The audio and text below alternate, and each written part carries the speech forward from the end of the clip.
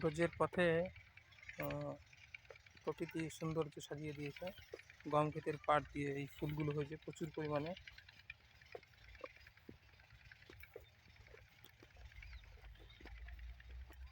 দেখো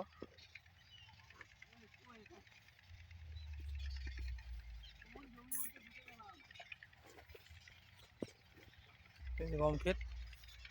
আমরা বিকালে একটু দর্শনের জন্য এসেছি এখানে মুখরাই গ্রাম, যেখানে শ্রী স্বয়ং রাধারানী তার দিদার বাড়ি।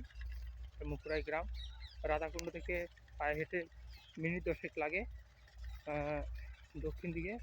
তো তোমরা আসলে এখানে অবশ্যই দর্শনের জন্য আসবে। এখানে বিশেষ আকর্ষণ হচ্ছে বাজনা শিলা। তো সেই বাজনা শিলা তোমরা অবশ্যই দর্শন করবে। আমরা একটু পাশাপাশি থেকে এসেছি। এই যে নতুন ধরনের একটা বীজ, এটাকে কি বলে জানি না, বাজরা না কি জোয়ার না কি জানি না ঠিক। ওই যে যেদিকে তাকায় শুধু গম ক্ষেত আর গম ক্ষেত। এখানে প্রচুর পরিমাণে গমের চাষ হয়। আমাদের ওয়েস্ট বেঙ্গলে যেরকম ধানের চাষ হয়, এখানে প্রচুর পরিমাণে গমের চাষ হয়।